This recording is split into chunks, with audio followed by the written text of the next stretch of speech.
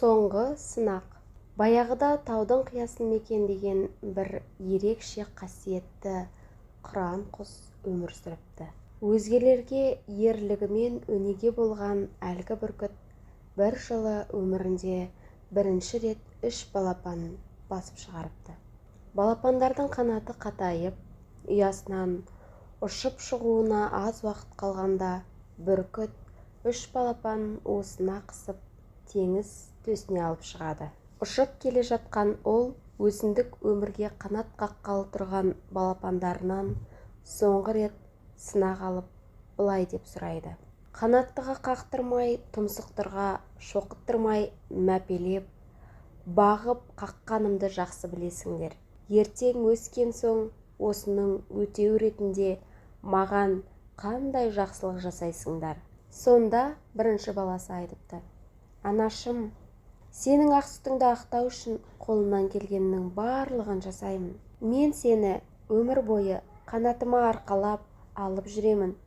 Дүниенің 4 бұрышын аралатып, таңғажайып тамашаларды көретін боласың депті. Сонда бүркіт басын шайқап, уысындағы балапанын теңізге тастап жіберіпті. Содан кейін екіншісіне бұрылып: ал балам, сен не айтасың деп сұрайды.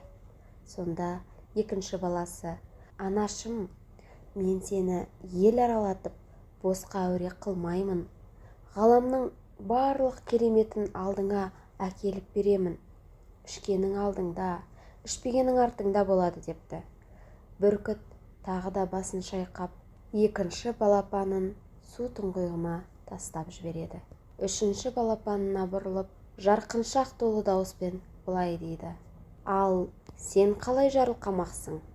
Сонда үшінші балапан былай үн қатыпты: анашым, өтірік қанша тәтті болса да саған ащы ақиқатты ақтармасқа амалым жоқ. Маған жасаған жақсылығыңның шеті де шегі де жоқ екенін, оны өтеуге бүкіл ғұмырымды арнасам да жетпейтінін жақсы білемін.